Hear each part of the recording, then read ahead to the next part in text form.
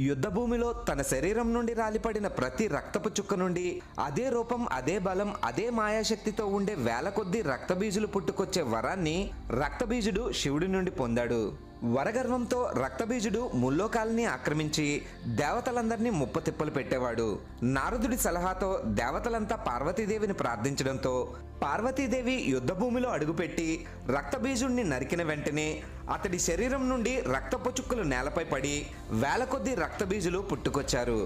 దాంతో పార్వతీదేవి కాళికాదేవి అవతారం ఎత్తి రక్తబీజులందరి రక్తాన్ని తాగుతూ రక్తబీజుణ్ణి సంహరించింది.